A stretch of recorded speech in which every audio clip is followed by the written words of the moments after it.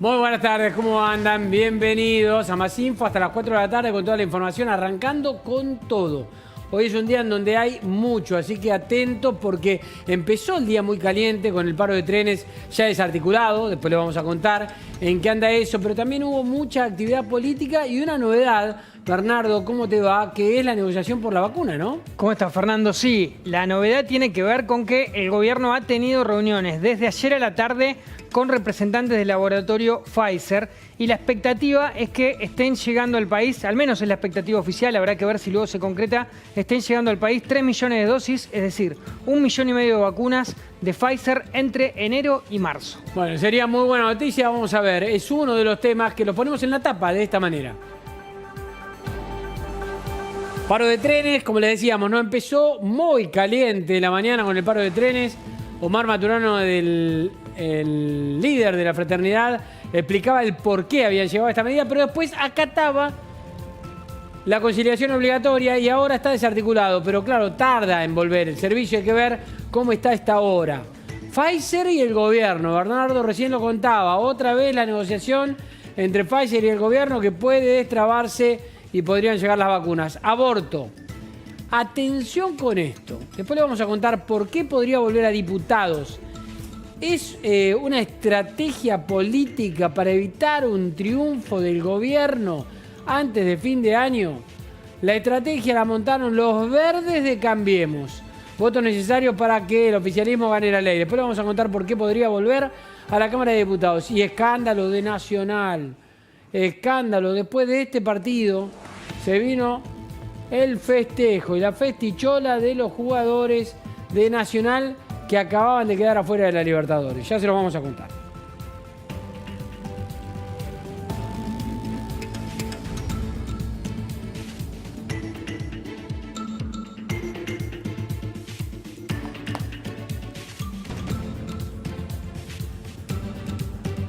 Vamos a hacer una recorrida por el tiempo para ver cómo está todo. Días muy importantes para saber incluso qué va a pasar en Navidad. Mesa afuera, mesa adentro. ¿Cómo hay que estar? Está Amalia con este tema, nuestra compañera. Amalia, ¿cómo te va? Hola Fer, ¿cómo estás? Y sí, estamos a nada de la Navidad, así que todo el mundo se está preguntando qué es lo que va a pasar con estas temperaturas altísimas que estamos viviendo en Buenos Aires. Pero buenas noticias porque no rain. Podemos poner la canción de Blind Melon, ¿viste? No va a llover. Eso es lo bueno. Vas a poder sacar la mesa afuera. ¿Crees que empecemos a ver cómo va a estar por Buenos Aires? Bueno, la ciudad de Buenos Aires para hoy miércoles va a tener un sol a pleno. Dice por ahí el pronóstico en algunos lados parcialmente nublado, pero en realidad va a estar súper soleado y muy caluroso. Mirá la amplitud térmica, 20 de mínima, que fue la ideal, 32 de máxima. Y además te voy a contar que todo este viento norte, insisto, que ha estado toda la semana, sigue insistiendo. Después va a haber un viento del noreste que va a hacer que las temperaturas amainen un poco, pero ya hacia el fin de semana. El jueves 24 también vamos a tener un día divino, 20 de mínima, 32 de máxima, no hay probabilidades de lluvia para nada, caluroso. Y el viernes 25 ya sí, se nubla un poquito porque el jueves a la noche se va a empezar a cerrar. La noche del jueves es importante. Ahí la noche del jueves. Amalia, ¿cómo va a ser? Ahí está, 32 grados vas a tener de máxima y no va a llover, no hay chance de que llueva. Así es que, por lo menos en Buenos Aires. Afuera la mesa con 32 grados te morís de calor, te comen los mosquitos. ¿Sabes? Ah, bueno, pero ponete, no voy a decir la marca, pero ponete repelente. Sí, repelente. La verdad que, y además al aire libre es mucho mejor en este contexto de coronavirus. Iba a estar en 25 grados la noche del jueves, mirá vos. Es que se va a cerrar, es lo que yo te decía, se va Porque a eso 32 es la máxima que va a ser a la tarde. Claro, y después hacia la noche se cierra, va a bajar la temperatura y es lo que va a hacer que el viernes amanezca más nublado. Pero esto se va a dar en todo Buenos Aires, tanto en Pinamar como en Mar del Plata, como en la costa. Se mantienen parecidas las temperaturas. De hecho, Pinamar va a estar más fresco, pero vamos a tener temperaturas altas, 32 grados la máxima del jueves. Por eso te digo que va a estar ideal para sacar la mesa afuera porque se va a poner fresquete después, ¿eh? O sea, se va a alivianar un poquito. Y el viernes ya, mirá, aparece más nublado, más cerrado el cielo un poco. 22 de mínima, 31 de máxima. Para comerte lo que quedó de la noche del jueves, también puedes hacerlo a cielo abierto. Tampoco hay probabilidades de lluvia, al menos en la ciudad de Buenos Aires. Muy bien, bien, perfecto. Ya después el fin de semana no sabemos todavía, pero bueno, algo vendrá, algo bueno El fin de vendrá. semana va a estar lindo, se va a poner un poquito más fresco, pero va a estar lindo. En realidad ya estamos, todo lo que dice el pronóstico o el Servicio Meteorológico Nacional es que ya estamos en temperaturas normales para el verano, para lo estival que ya estamos viviendo, ¿no? O sea, ya estamos normalizados. Estas van a ser las temperaturas. Bueno, perfecto, gracias Amalia. De nada, Fer. Hasta luego. A ver, ¿hay algún argentino que haya recibido la vacuna de Pfizer? No, si la vacuna de Pfizer todavía no llegó. No llegó acá, pero hay argentinos en otros lugares. Está Gabriela Filón en línea. Es la primera argentina en recibir la vacuna de Pfizer. Ella vive en Gran Bretaña. Gabriela, ¿cómo te va? Buenas tardes. A ver, te veo bien, te escucho mal. De hecho, no te escucho, creo que estás muteada. Ahora, ahí sí, perdón. ¿Ahora me escuchás? Sí, bien, perfecto. Ahí te escucho muy bien. Gracias, Gabriela, por estar en La Nación Más. Contanos, ¿cuándo te la diste? Bueno, pasó que, como sabés, el 8 de diciembre empezaron a vacunar acá al grupo, el primer grupo, que era los mayores de 80 años, y a las personas que están en los geriátricos y a sus cuidadores, y al personal de la salud. Así que yo, bueno, dentro de esa prioridad los mayores de 80 eran los primeros, pero como yo estaba de guardia y ya llegaba al quinto día, me llamaron y me vacuné. Y te vacunaste, muy bien. Y escuchame una cosa, ¿y qué sentiste? Nada, un pinchacito acá y nada más. Acá estoy perfectamente, ni fiebre, ni dolor de cabeza, nada. Mirá vos, ninguna reacción. Pfizer tuvo un par de episodios de reacción alérgica graves, ¿no?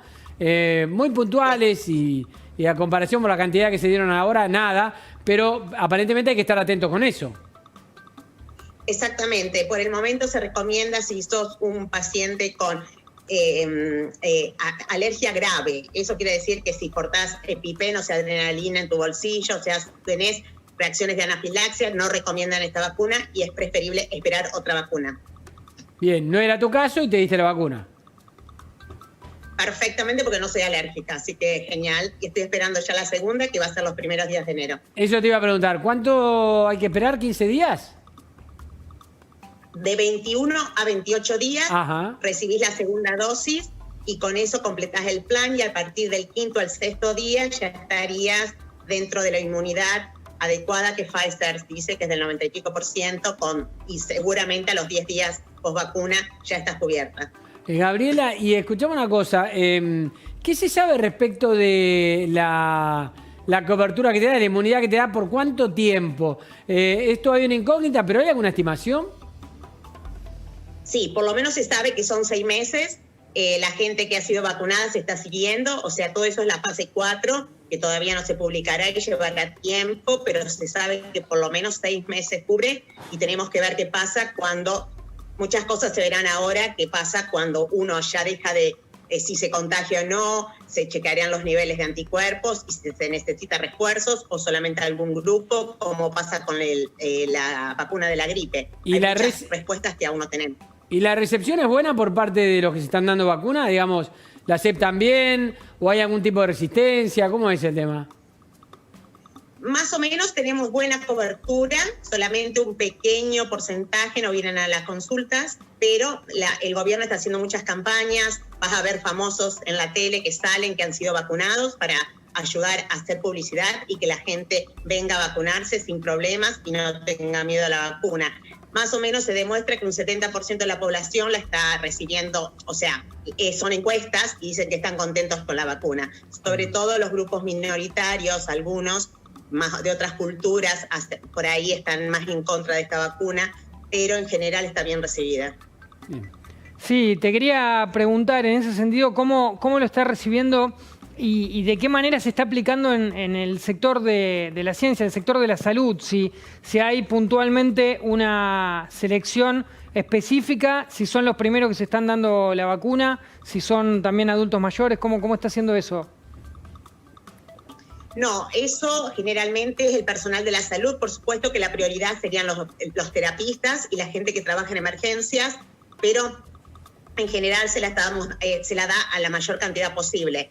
Pero si tenés que elegir un grupo, habría que elegir a los terapistas y a los clínicos o los que están en las partes de emergencia. Yo como pediatra estoy en un grupo que dentro de todo no me contagio tan fácilmente, pero de todas formas los niños, nosotros tenemos muchos pacientes que ingresamos por otra patología y le hacemos hisopados a todos y muchos dan positivos que han ingresado por otra causa. O sea que todos los personal de la salud están en una posición vulnerable. Y en general, ¿cómo estás viendo la recepción de los británicos y de todos aquellos que están en Londres, sobre todo en el Reino Unido, respecto a la vacuna? ¿Hay una aprobación general? ¿Hay una buena predisposición para vacunarse?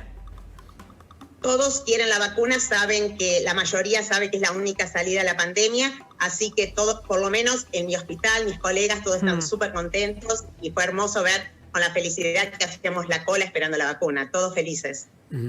Gabriela, ¿conoces a algún otro argentino que haya recibido también? No. No argentinos, tengo una compañera venezolana que la recibió, pero argentinos, mi grupo de amigas todavía no le tocó. Pero, ¿y no tenés ninguna médica amiga, no? Sí, tengo, pero Argentina, mis compañeras argentinas, que una es clínica y otra una justo está de vacaciones y la otra es psiquiatra, o sea que todavía entra en un grupo y no, tampoco le tocaron, pero bueno, pero sí mis colegas, tengo un par de colegas médicos venezolanos y ellos sí la recibieron. Gabriela, la preocupación general ahí en Gran Bretaña, más allá de la vacuna, no vacuna, y sobre todo ahora por la segunda ola, ¿es importante? ¿La gente tomó conciencia o no? ¿Está pasando un poco lo que está pasando ahora acá, que todo el mundo se relajó? No, acá se relajó un poco en el verano, pero en estos momentos la gente está muy, muy concientizada. Por ejemplo, mira, vos ves la gente, se han tomado muchísimo más recaudos.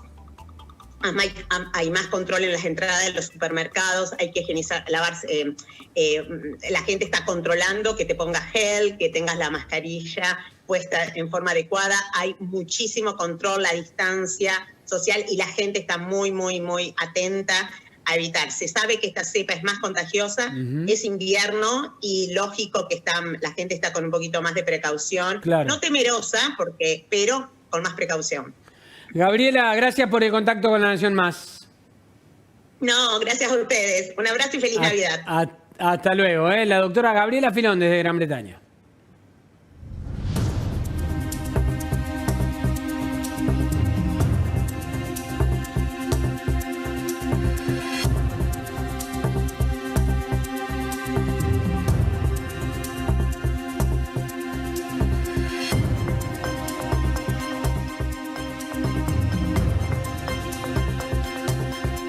Batalla campal con los manteros en Flores.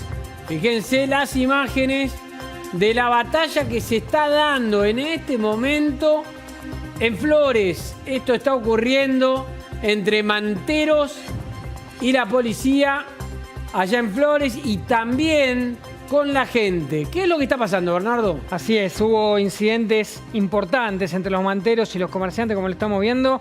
Algunos ya fueron derivados a diferentes hospitales porteños. Estamos hablando de la calle Helguera, en el barrio de Flores. Y un episodio que hace tiempo no vemos, Fer. Hacía bastante tiempo que no estábamos viendo este tipo de episodios de violencia, pero siempre lo que tiene que ver con una situación de conflicto entre manteros y comerciantes en la zona de Flores, que ha recrudecido en este caso. Estamos viendo también mucha cantidad de gente en la calle y sobre todo en época de Navidad, mucha cantidad de gente también asistiendo a comercios, tratando de comprar y a partir de eso se han sucedido estos incidentes que han derivado en la detención de varias personas y también, como decíamos, en la hospitalización de algunos de ellos. Ahora, aquí complicado, ¿no? Porque vos fíjate los dueños de los comercios que están ahí, ¿no? Dueños de comercios. Mirá, se dieron con todo, ¿eh? Con todo. Dueños de comercios que están ahí.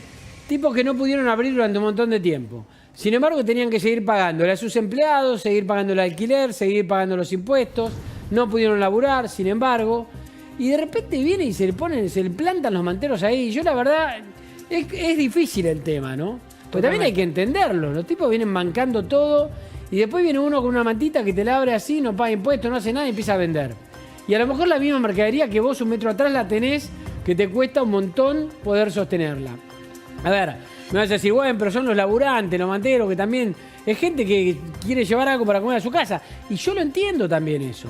Pero la solución no es, tiene que haber una solución intermedia. No puede ser ni que los comerciantes tengan que competir en forma desleal contra los manteros, ni que los manteros no puedan tener algún sustento para llevar comida a su casa, ¿no? Hay que ver la cuestión de habilitaciones también, ¿sí? Cómo está funcionando en este caso, en esta situación en particular. Seguramente desde el gobierno de la ciudad van a estar hablando próximamente porque la situación, como vemos, se desmadró. Llegó a un nivel de incidentes muy importantes entre comerciantes, entre manteros. Como decíamos, hacía mucho tiempo no veíamos este tipo de imágenes, pero ha terminado con gente hospitalizada y con muchos detenidos también, así que seguramente en las próximas horas vamos a tener alguna definición de la Ciudad de Buenos Aires.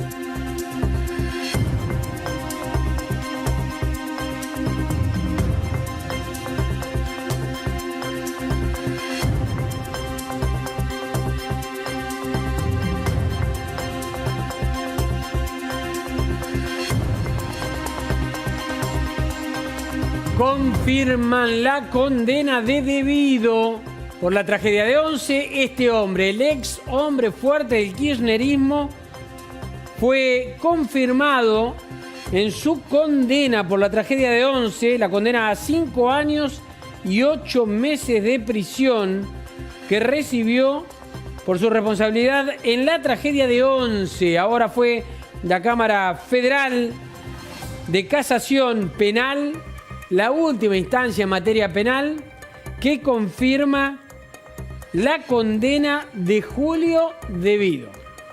Una condena sí, que lo tenía detenido en su momento, ¿no? Así es. Recordemos, Fer, que Devido en el primer juicio de Once no había sido incluido por el juez Bonadío y que posteriormente, después de hacerse ese juicio en el que, por ejemplo, se condenó a Jaime y a Schiavi, se pidió desde el Tribunal Oral Federal que se investigue su participación como ministro de Planificación, estando a cargo del área de transporte. A partir de ahí es que se investigó de nuevo, se lo enjuició, se lo condenó y ahora se ratifica esta condena de la que hablábamos. 5 años y 8 meses de prisión. Considerado responsable de administración fraudulenta en perjuicio de la administración pública. Bueno, en su momento por no haber intervenido, ¿no? En la tragedia, o para evitar la tragedia, en su rol para controlar la gestión de TVA, que era la empresa que prestaba el servicio, y la prestación. Así que llega esta condena confirmada por casación. Devido nunca estuvo preso por la causa de Once. No.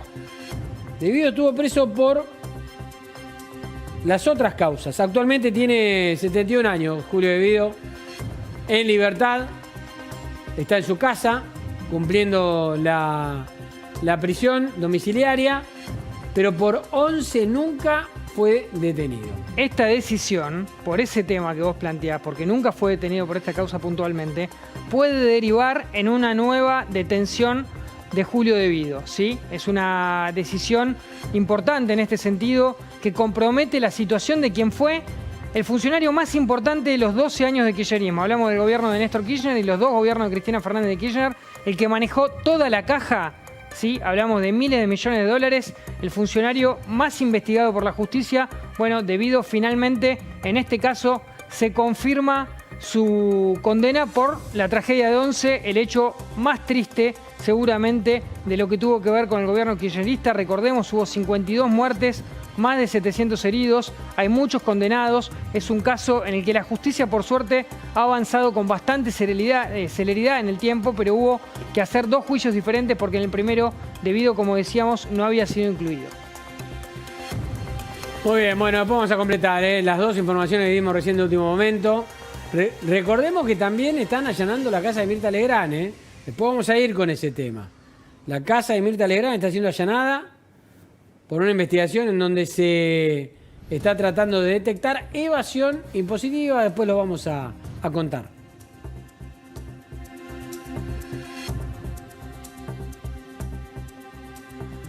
Voy a saludar en Gran Bretaña a un argentino que se llama Manuel Canas. Manuel, ¿cómo te va? Buenas tardes. Hola, ¿cómo estás? Buenas tardes.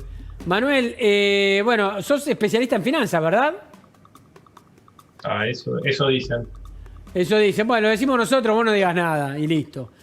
Manuel, contame una cosa. Esta etapa de aislamiento, o en realidad esta nueva etapa, otra vez de aislamiento en Gran Bretaña, está complicando la situación de Gran Bretaña, que además, obviamente, está separada de la Unión Europea y al tener el cierre de fronteras puede complicar incluso el abastecimiento, estaban diciendo. ¿Cómo están? Sí, es cierto que las nuevas medidas que se anunciaron el domingo van a tener un impacto en el nivel de actividad económica y en parte puede tener consecuencias respecto al abastecimiento. Eso se está reevaluando en este momento, que es la relación sobre todo con Francia, porque vía el Canal de la Mancha es por donde se abastece una gran parte de los, sobre todo suministros de algunos productos frescos que vienen del continente. Pero eso puede estar cambiando en estos momentos incluso. ¿Cambiando qué? ¿Cambiando para mal o para bien? Que se llegue a un arreglo como para volver a reabrir la frontera, que bueno, no sé si sabés que gran parte de todas las fronteras del Reino Unido con Europa continental han sido cerradas en forma preventiva, y bueno, eso ha causado que en particular retrasos en la entrada de los camiones que transportan bienes que vienen del continente. Manuel, ¿el impacto en la economía británica fue muy importante con la pandemia? Sí, absolutamente. El Reino Unido es de las economías que más ha sufrido en su nivel de actividad, que tiene que ver con factores que bueno, no están del todo claros, pero claramente tienen que ver con la composición de la actividad económica, que es muy fuerte en el sector servicios. El sector servicios es el que se ha visto más afectado y por consiguiente, en términos comparativos, el Reino Unido tiene una performance muy baja. Hubo mucho despido y además es como en Estados Unidos, que se destruye mucho empleo, pero se construye rápidamente mucho empleo también. Acá es una situación intermedia, no está la flexibilidad que tiene la economía de Estados Unidos en lo que es la relación laboral, pero hay un grado de flexibilidad laboral bastante importante, y sobre todo en términos comparados con Argentina lo es mucho, y no ha sufrido en términos de desempleo formal porque hay un programa de protección de empleados que es enormemente abarcativo, y hasta el día de hoy, si no me equivoco, hay como hasta 9 millones de personas que han recibido en parte y en algún momento desde que comenzó la crisis, el sueldo ha sido pagado por el Estado. Eso te quería preguntar, Manuel. Entonces, ¿cómo? Eso ha permitido que, digamos, que el impacto en la cantidad del empleo, porque toda esta gente queda, por más que no esté trabajando, porque no puede ir, porque no debe ir por las restricciones, cobra a un porcentaje que, bueno, varía un poco dependiendo del programa, pero sigue cobrándolo, y eso lo paga el Tesoro Nacional. Eso te quería preguntar, Manuel, justamente, si es solamente el único plan de asistencia el que mencionás, que es realmente muy importante porque abarca 9 millones de personas, o si también hay algún tipo de plan social, como puede ser acá el ingreso familiar de emergencia o algún tipo de otras alternativas en el Reino Unido. No que yo conozca que se hayan puesto ahora. Sí existen las redes habituales, digamos, de asistencia social, y que en una situación de pérdida de empleo, pérdida de los ingresos, es mucho mayor el número de gente que califica para esos programas. Entonces, en ese sentido, sí hay mayor gente que está soportada por esta red de contención, pero no necesariamente que se hayan impuesto. En lo que se ha gastado los recursos es en mantenerle el vínculo entre empleado y empleador, con la perspectiva de que cuando se salgan de estas restricciones, ese vínculo se restablezca lo más pronto posible. Sí. Y luego han habido medidas de apoyo a las empresas también, para que patrimonialmente las empresas puedan absorber la caída que tienen en términos de ventas producto de las restricciones a la movilidad. Manuel, contame una cosa sobre la pandemia allí en Gran Bretaña. muy al principio, cuando comenzó toda esta historia, a principio de año, uno estaba habituándose a ver cómo reaccionaba cada país, ¿no? Y estaba el grupo de los más restrictivos, Argentina estuvo ahí, el de los más relajados, como Brasil, Estados Unidos, Gran Bretaña. Después cayeron algunos líderes, como el primer ministro británico, con coronavirus.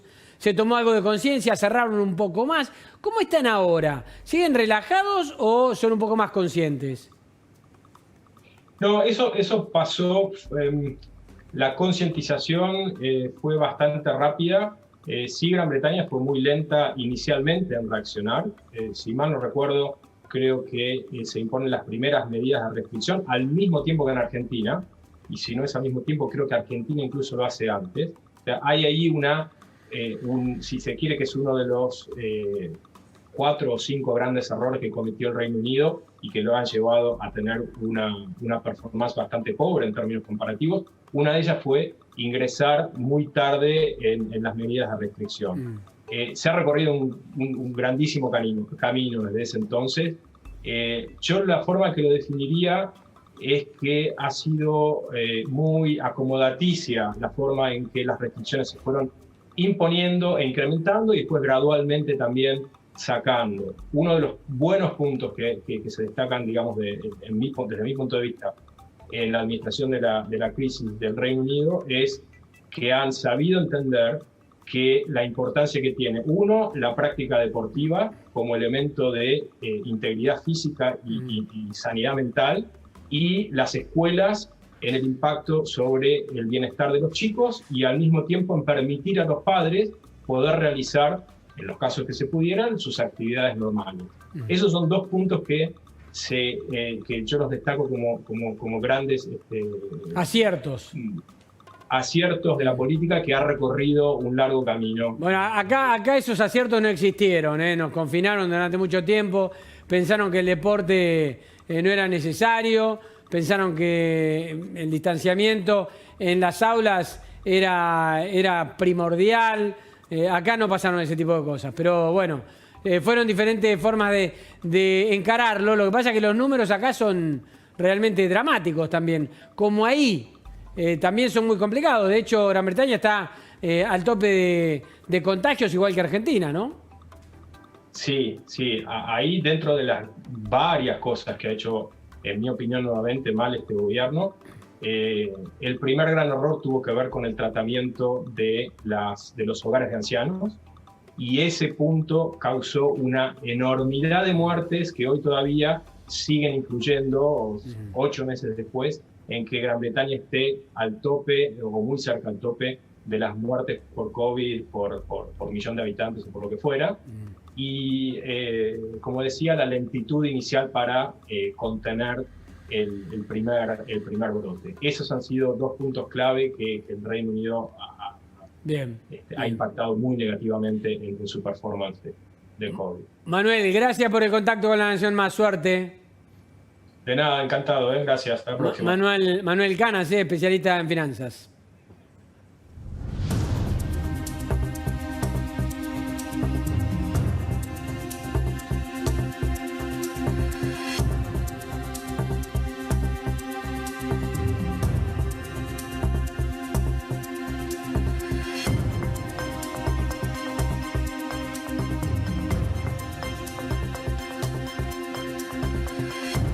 ¿Qué pasa en la casa de Mirta Legrand, que está siendo allanada en este momento? Allí está nuestro compañero Nacho Bamonte. Nacho, contanos directamente desde ahí. ¿Qué tal? Fernando, buenas tardes. Estamos aquí en Libertadores, Calabrini Ortiz. Aquí en el 4º piso tiene su domicilio particular Mirta Legrand, y en las últimas horas se produjo lo que vamos a llamar como un allanamiento, pero en realidad no fue del todo un allanamiento, porque se trató de un requerimiento de documentación, además también de una presentación de una carta hacia, no sabemos si los atendió Mirta Legrand, pero sí sabemos que los efectivos se acercaron y tocaron timbre. Este es un reclamo que viene ya de hace unos meses y tiene que ver con los choferes particulares que trabajan tanto para Mirta Legrand como para la empresa productora de su nieto, Nacho Viale, Storylab, que también recibió la misma carta y se le requirieron los mismos documentos. Lo que reclaman los choferes que trabajan con Mirta Legrand es que sean adecuados en el sindicato correspondiente de choferes particulares y profesionales.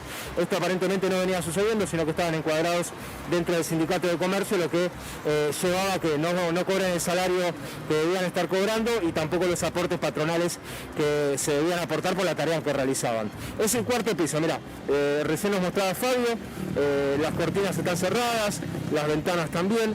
Tenemos entendido que en estos momentos no quedan efectivos de la FIP dentro del departamento, se habrían ido hace unos pocos instantes nada más, pero también se realizó esto mismo que te cuento en la productora de La Familia, que presenta entre otros productos el programa de Mirta Legrand. ¿Todavía están trabajando ahí los agentes de la justicia en la casa de Mirta? Mira, tengo entendido que se encuentra una parte de la familia de Mirta dentro del departamento, pero la realidad es que no llegamos a ver el interior del departamento y la entrada se ve muy tranquila, el portero incluso está sentado en su estación y no vemos movimiento, así que nada, nosotros esperaríamos para ver si es que sale algún oficial de justicia para confirmarnos de qué se trata esto. El monto adeudado que le reclaman a la familia Legrand es de al menos 400.000 pesos y tiene que ver con una denuncia que presentó el sindicato en el mes de julio y que nace luego de que el chofer personal de Marcelo Campos haya reclamado ser reencuadrado y recategorizado, además de ser cambiado de sindicato. Bueno, esto finalmente no sucedió, presentaron una carta de documento y a partir de ahí es que la justicia decidió en el día de hoy avanzar con este allanamiento y también en la productora de La Familia. Bien, perfecto, Nacho, entonces volvemos cuando haya novedades. Muy bien, hasta luego. Hasta luego. Bueno, ya hace un par de días, ¿no?, que el mundo se puso en estado de alerta por lo que estaba ocurriendo en Gran Bretaña con esta mutación, este cambio del virus, del coronavirus, que se daba o se había detectado allá en Gran Bretaña. De hecho, se cerraron las fronteras, se suspendieron los vuelos con algunos países, entre ellos nuestro país. Ahora, ¿es tan grave? ¿Puede llegar a ser tan complicado? Está la doctora Obieta, Elena Obieta, que es infectóloga, y vamos a hablar con ella. Elena, gracias por estar en La Nación. ¿Cómo va? Hola, Fernando, ¿cómo va? ¿Todo bien? Bueno, cansados, pero bien. Cansados, claro. Elena, contame, ¿qué se opina, qué se piensa en el mundo científico, ¿no?, respecto de esta mutación? ¿Tenemos que estar con miedo? ¿Tenemos que estar preocupados? La primera observación que hago es que la ciencia no es opinable. Es, no es, está, no está. Ajá. Yo te puedo contar lo que sabemos, no lo que yo opino. Bien. Lo que sabemos de esta mutación al momento actual es que son pequeños cambios que se producen en una parte del virus, ¿sí?, que tiene que ver con la proteína S, que es la llave con la cual ingresa en los receptores de, en este caso, nuestras células humanas. Estos pequeños cambios, vos puedes tener una llave que falla, ¿sí? Puede ser que haya cambiado un poquito, una mutación, 2, 3. Y el concepto importante es que para que haya mutaciones tiene que haber circulación viral. Si no hay virus circulante, no hay mutaciones. Los virus arriba de una piedra nada pueden hacer para mutar. Claro. ¿Sí? Estas mutaciones, estos pequeños cambios en la estructura de la raíz de esa proteína S, que es lo que se ve en tu fondo de la pantalla, que son esas espículas, por eso se llama proteína Spike, parecería como querer tener más afinidad por los receptores, por las cerraduras que son lo que le permiten el ingreso al cuerpo. Esta variación en los virus se empezó a describir para septiembre más o menos. También hubo descripciones de casos en estos brotes de coronavirus que hubo en bisones de criadero en Dinamarca, digamos. No es algo nuevo. Pero es buena, Elena, es buena esa aclaración, porque, claro, yo recuerdo hace algunos meses se empezó a hablar de una mutación, hace algunos meses se empezó a hablar de un cambio. ¿Es todo el mismo proceso? Es todo el mismo proceso. Los virus, hay algunos que son muy estables. Por ejemplo, el de la hepatitis A. Es igual de hace muchos años, es el mismo en Malasia, en Calamuchita, Córdoba, es el mismo y por eso hay una vacuna universal, ¿sí? No tiene que cambiar. Claro. Hay otros virus que son más inestables, ¿sí? Y matemáticamente se sabe que las mutaciones, estos pequeños cambios en algún número del DNI del virus, pueden ocurrir y se sabe y se esperan, y algunas veces pueden ocurrir 2, 3 cambios en el DNI a lo largo de un mes. Ahora parecería haber cambiado como más rápidamente, haber cambiado algunos números un poco más importantes del DNI, ¿sí? Y entonces, ¿es para preocuparse? No, el mundo científico se está ocupando de diagnosticarlo con certeza y demás. ¿Qué tenemos que hacer nosotros, ciudadanos? Claro. Seguir cuidándonos.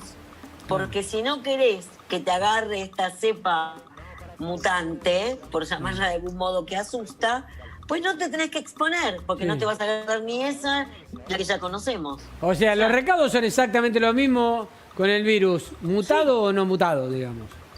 Exactamente, ese es un concepto importante, ¿sí? Independientemente del momento en que lleguen las vacunas, todavía lo único que podemos hacer es mantener los 2 metros de distancia, utilizar barbijo, lavarnos las manos y ventilar los ambientes. Son 4 cosas gratis. Claro. Elena, Claro. Elena, esta es la primera mutación del virus. ¿Tenemos que esperar más en el tiempo? ¿Sería lógico quizás que aparecieran otras? Sí, porque sabemos que esto le pasa a los virus en tanto y cuanto circulan, ¿sí? Es como si de golpe fallara. Los virus mutan cuando se duplican. Sí. Y al duplicarse, bueno, no salió exactamente igual la torta. Salió un poco más dulce, un poco más salada. Bueno, esto es igual. Al duplicarse, se copian mal y una fallita puede haber. Si eso se perpetúa, se transforma en una mutación. Si son muchas mutaciones y entonces, en vez de yo ser Elena Obieta, paso a ser alta, flaca y mucho más joven, pues seré una cepa distinta. Y es lo que pasa con gripe. Y por eso todos los años hay que revisar con qué vacuna de gripe nos vacunamos. Sí. Y en cuanto y en cuanto a la peligrosidad del virus, digo, en cuanto a los porcentajes que se manejan, porque se dice que este es un 70% más contagioso que el primer COVID. ¿Cómo se maneja eso? Ha subido hay que ese tenerlo en cuenta? R0, ¿se acuerdan que hablábamos del RO, del R0? Lo suben un 0.4 y entonces se está viendo que sería más infectante, posiblemente porque tiene como más afinidad por las cerraduras, que son esos receptores en las células que permiten la entrada viral, ¿sí? Probablemente porque la gente, y lo vemos, y lo han mostrado en la prensa, ya está hastiada, se junta, hace la cola, se va a juntar para festejar Año Nuevo, está en la salada repleto o en celebraciones de 200 personas, entonces, y sin barbijo, entonces ya está. Sí. Que sea, esta mutación o la vieja es lo mismo, nos vamos a exponer. Que sea más infectante no quiere decir que es más agresivo, ¿no? No necesariamente. De momento no parecería haber demostrado ser más patogénico, más agresivo, digamos. También puede tener que ver con que ha afectado primariamente gente más joven. Claro. Elena. Que es a la que antes tampoco le iba tan mal con COVID, en general. Claro. Elena, gracias por el contacto con La Nación Más. Al contrario, feliz Navidad y a seguir cuidándonos hasta que tengamos vacuna para más de la mitad de la población, lo cual nos daría un invierno más tranquilo. Gracias, gracias por la recomendación. Igualmente, Elena Obieta chau. Es infectóloga. Gracias, Elena.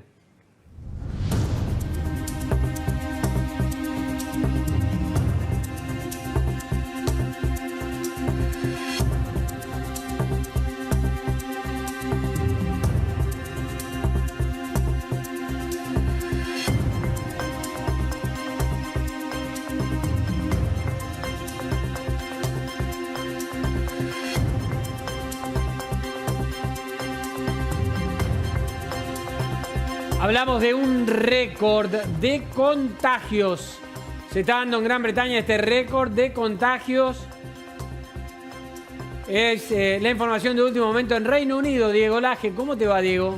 Fernando, muy buenas tardes. Están llegando casi a los 40.000 casos diarios. 40.000 casos diarios, 36.800 y tanto en lo que va del día documentado según fuentes oficiales. Fernando, otra cosa, en lo que va del día. Están por llegar a 700 muertos en lo que va del día ante una nueva variante del virus que está, por supuesto, transmitiéndose a toda velocidad, con toda la furia, especialmente en el sureste de Inglaterra, y que además está causando estragos a nivel nacional en lo económico, en lo político y, por supuesto, en lo epidemiológico. Te doy más contexto. En este momento, sectores que antes no querían frenar la economía, no querían parar todo, están diciendo: vamos a un encierro, por favor, primer ministro Boris Johnson, por favor, cierre todo ya. Están diciendo vastos sectores de la economía y el quehacer social de Gran Bretaña. Se suma otra cosa. Acaba de trascender, y lo acaba de decir el periódico británico The Guardian, que todo el plan de testeo masivo con saliva para poder mantener el tráfico de camiones, y acá te voy a dar un contexto muy importante, quédate conmigo un segundo, falló el plan de testeos con saliva, testeos rápidos para testear a los camioneros. ¿Para qué? Para reabrir la frontera con Francia. ¿Por qué? ¿Pero por qué falló, Diego? Falló porque no funcionan los testeos. Parece que los testeos dan falsos negativos y falsos positivos por demás. Entonces, al final, es testeo de nada. Esto es lo primero que está trascendiendo y que lo está publicando The Guardian en este momento. Esto que genera un efecto dominó tremendo, Fernando. ¿Por qué? Porque ahora se viene el desabastecimiento. Gran Bretaña importa buena cantidad de mercadería, particularmente lo que es fruta, verdura y hortaliza, de la parte continental de Europa. Esto que estás viendo, estas escenas de gente acopiando en los supermercados británicos en los últimos días, que es lo que estás viendo en este momento, se va a acentuar porque ahora sí no pueden reabrir la frontera entre Francia y Gran Bretaña, según parece, a no ser que Macron y Johnson alcancen un nuevo acuerdo que hasta ahora estaba apoyado en estos testeos. Y además, a esto se suma otra capa nueva de crisis. En 9 días, Gran Bretaña deja de ser parte de la Unión Europea. Así que a toda la parte epidemiológica del comercio entre el continente europeo y Gran Bretaña, sobre todo en el tema alimentos, que es lo más urgente, se suma toda la capa de cuestiones políticas, económicas y contractuales respecto de la pertenencia de Gran Bretaña a la Unión Europea.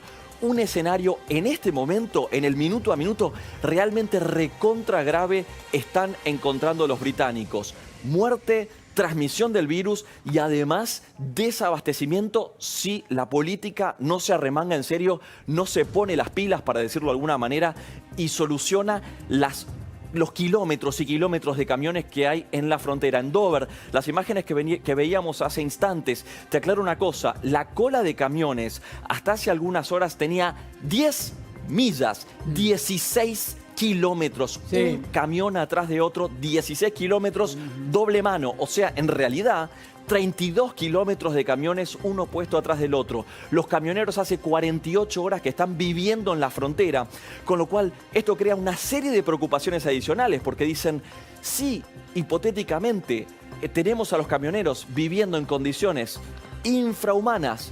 ¿Qué pasa con la capacidad de transmitirse, de adquirir el coronavirus? Y particularmente en Dover, sureste de Inglaterra, el punto fundamental donde está la nueva cepa que es más transmisible.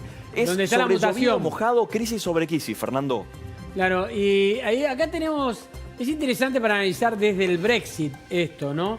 Porque se estaba viendo la bondad de Gran Bretaña separada de la comunidad europea, diciendo, gracias al Brexit, ahora Gran Bretaña puede ser la primera en empezar la vacunación, porque no está atada a las condiciones que impone la Unión Europea y se pudo cortar sola y empezar la vacunación. Se veían las bondades del Brexit. Ahora empiezan a verse las miserias del Brexit, porque precisamente eso es también lo que lo está aislando ahora a Gran Bretaña, ¿no? Y las complicaciones que puede llegar a tener. Todo un tema para analizar. Ahora, hay una verdad única y universal de lo que está ocurriendo con la pandemia, que es que nadie sabe nada y que todos se equivocan. Acá, en Gran Bretaña, en Estados Unidos, en Brasil, en Chile, en Uruguay, en Suecia, en Francia, donde quieras, España, Italia, donde quieras. Primera ola, segunda ola, nadie sabe nada, todo el mundo se equivoca y a todo el mundo le puede salir mal. Por supuesto, en algunos lugares puede salir peor, ¿no? Digo como en la Argentina. Acá se están sumando crisis en Gran Bretaña que me parece que lo primero que tenemos que hacer desde Argentina es mirarlo bien, entenderlo y ver qué podemos aprender. Porque hasta el momento, la verdad que tener el diario del lunes nos sirvió de muy poco, ¿no? Exactamente. Bueno, Diego, volvemos en un rato. Seguro. A ver, vamos a hablar, sí, de la pandemia, sí, de la gente acá en Argentina, pero de otro lugar. Observando qué es lo que está pensando el argentino medio respecto de las consecuencias que la pandemia puede tener, por ejemplo, en la economía. Está Orlando D'Adamo en línea, a quien saludamos. Orlando, ¿cómo te va? ¿Qué tal? Muy buenas tardes. ¿Cómo andás, Orlando? Es director del COPUB, Centro de Opinión Pública de la Universidad de Belgrano. Gracias, Orlando. Tienen un trabajo muy interesante que a mí me gustaría empezar a observarlo de a poco y que lo vayas explicando, porque uno se ve reflejado en todas estas tendencias que dan este trabajo de opinión. Contanos, ¿de qué se trata? Mira, nosotros venimos haciendo esto desde el año 2001. Aunque parezca mentira, el primer trabajo de expectativa lo hicimos en diciembre de 2001, sin comentarios, para recordar. Sí. Aquello fue nefasto. Y nosotros notamos una constante. Cuando la cosa viene mal, como este año, donde nos pasaron casi todas, la gente suele ponerse muy negativa respecto del año siguiente. Y fíjate que además hay algo importante para los que medimos opinión pública, que vas a ver que hay consistencia. Es siempre el mismo porcentaje más o menos el que da vuelta. La economía va a estar igual, mejor o peor, 38%, y tenés un 32% que dice igual. Y ojo, que en este tema, como en otros temas, cuando te dicen igual, te están diciendo igual de mal. Claro, igual de mal. No es una visión optimista igual. No, para nada. Es decir, igual de como estamos hasta ahora, lo cual es muy preocupante. Y hay un 26% que más o menos se va a mantener, en algunas preguntas va a bajar, en otras va a subir, que es el 26% que yo diría representa mejor el núcleo duro de los votos del oficialismo. Que sí, es yo te diría, ¿puede ser interpretado ese mejor como peor no podemos estar? No, yo creo que es el núcleo duro de los... Mira, después de medir mucho esto durante el largo de los años y durante el año en distintas encuestas, hay un porcentaje que siempre ronda un 24, un 25, un 28%. En los mejores momentos de la pandemia había subido arriba del 30%, que es positivo. Yo creo que claramente es el núcleo duro del voto K o del voto oficialista, si lo queremos. Orlando, estaba viendo el dato de inflación y es un poco lo que vos planteás, ¿no? Porque muchos dicen, el 43% plantea que va a estar igual y en realidad, te digo, sería un escenario optimista que esté igual en 2021. Es igual de mal, como vos decís. Exactamente, igual de mal. Lo que pasa es que en Argentina nos acostumbramos a cosas que en otros lugares espantarían a cualquiera, como que la inflación esté en el orden del 40%, casi establecida de hace 3 o 4 años, ¿no? Con años peores o un poquito mejores.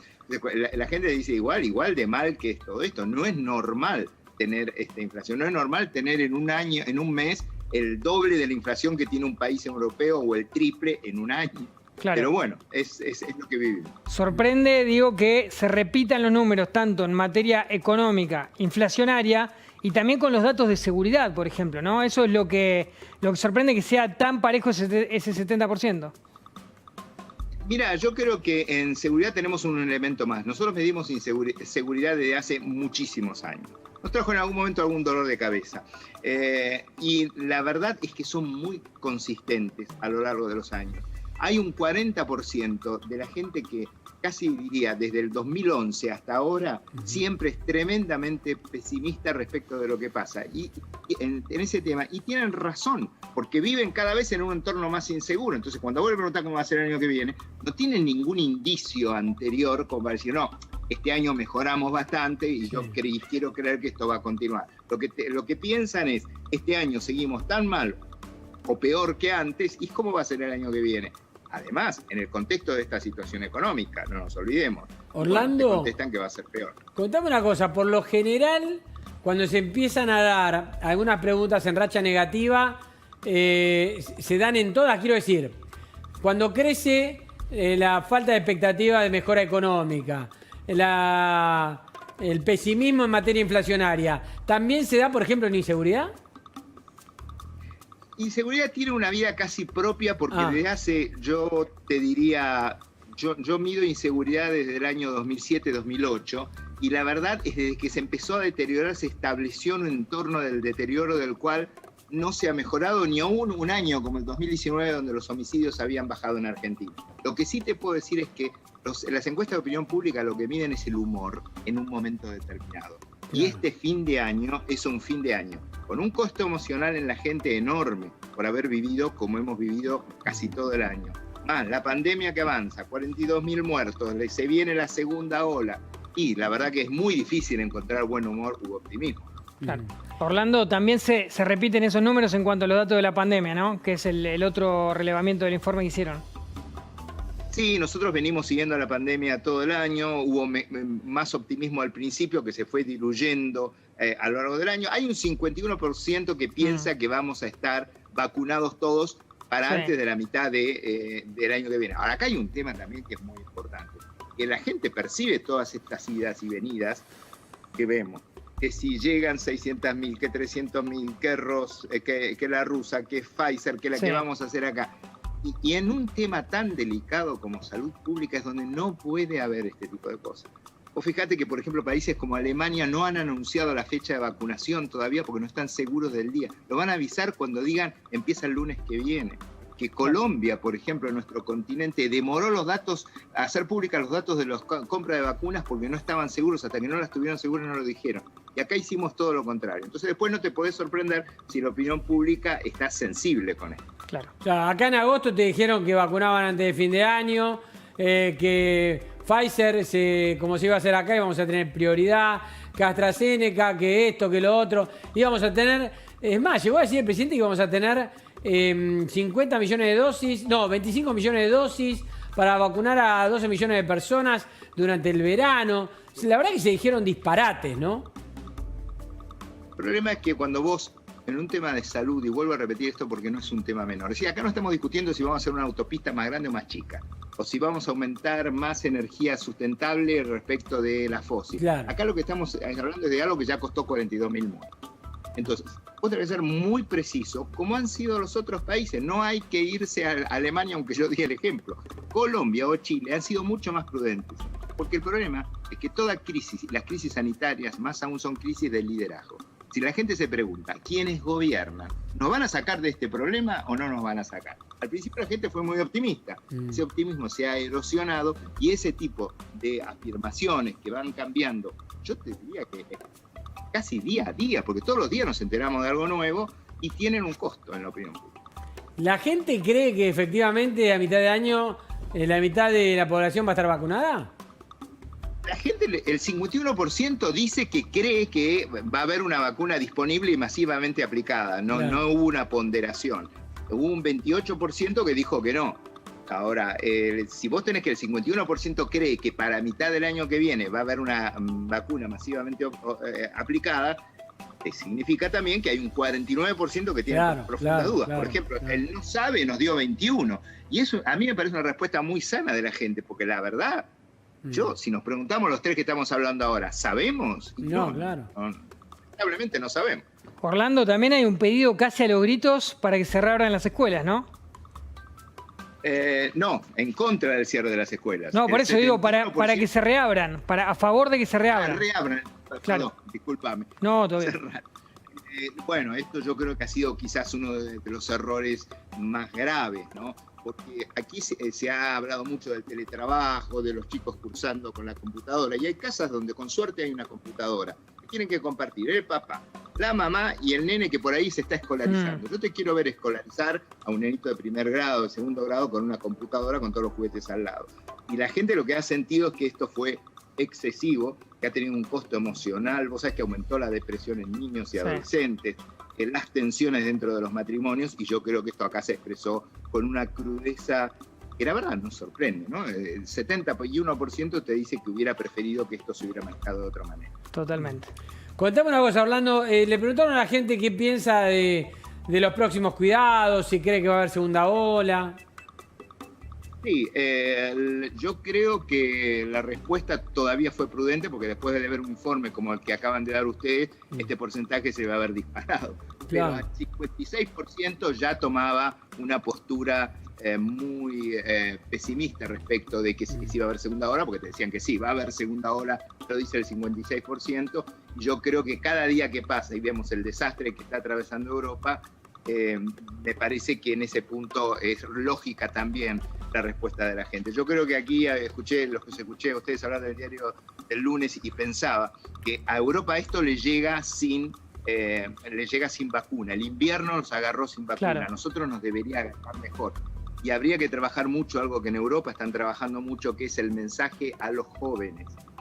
Porque el problema es que muchos jóvenes no se enferman de la primera cepa, pero transmiten. Y no ha habido para mí una comunicación de gestión de gobierno adecuada con eso.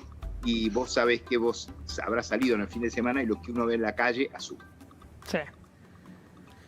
Bien, Orlando, gracias por todos los datos compartidos con nosotros del trabajo que hicieron. Al contrario, un placer, hasta la próxima. Hasta la próxima, Orlando, gracias. Orlando D'Adamo, ¿no? En contacto con la Nación Más. Amalia, contanos una cosa. Hay mucha gente que se va a pasar las fiestas a la costa. Y vos tenés los datos de la costa, no te los guardes. Contanos de qué se trata. A mí me parece que el único que lo dijo con envidia fuiste vos. Yo no. Un poquito, un poquito. Va a estar bárbaro. Así es que tranquilos. Hoy Pinamar, por ejemplo, está fresco, de fresco, se va a ir poniendo más cálido y después la noche del 24 va a estar divino. Pero mañana se va a despejar, va a estar abierto, va a estar lindo. Mira, poquito nubladito, pero va a estar abierto. 17 de mínima, 28 de máxima. El jueves, que es el día que más nos importa, la mínima es de 16, la máxima de 28. Hoy martes va a haber un solazo, después se va a empezar a nublar y quizás el 25 a la noche podría llegar a llover un poquito. Hay un 30% de probabilidades de que llueva, pero fíjate cómo van aumentando las mínimas, paulatinamente. 17, hay un bajoncito ahí, 16, 19 ya tira el viernes, pero va a estar siempre cálido, no va a estar caluroso en divina, sin probabilidades de lluvia, solamente el 25 a la noche. Bueno, cuando ya pasó todo, ya no hay más sobra que comer, llueve un poquito, quizás haya probabilidad, pero sí se va a cerrar el cielo. ¿Qué va a pasar en Mar del Plata? Las condiciones van a ser muy parecidas a las de Buenos Aires. Se mantiene el viento del norte, después rota un poco para el noreste, pero para el miércoles vamos a tener un poquito cerrado el cielo, ahí con sol picando en punta. 18 de mínima, 28 de máxima, una amplitud térmica de 10 grados, como decíamos, bien veraniega la cosa. El jueves, las mismas condiciones en el éter, en el cielo, va a estar bastante despejado, por lo menos con alguna nubosidad variable. 16 de mínima, 29 de máxima, por lo tanto el Mar del Plata también van a poder celebrar afuera la Nochebuena. Y el viernes se encapota, lo mismo que pasa en Pinamar. 20 grados de mínima, 31 de máxima, va a estar caluroso el Mar del Plata. Lo que sí, Mar del Plata no llueve el viernes a la noche, así es que se pueden liberar de eso, por lo menos. Nubosidad variable la mayoría de los días. Bien, perfecto, Amalia, gracias. Después volvemos. Bueno, con estos datos hacemos una pausa, ya venimos que nos quedan muchos temas.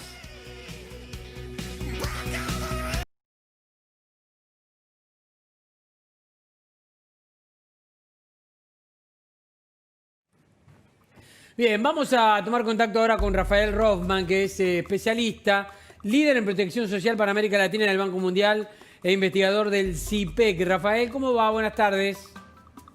Hola Fernando, un gusto escucharte. Igualmente, Rafael. Bueno, contame un poco. A ver, ¿qué estás observando de la nueva movilidad que está dándose acá en Argentina, que todavía no está tan clara, ¿no? Pero respecto de lo que puede ser el futuro para los jubilados.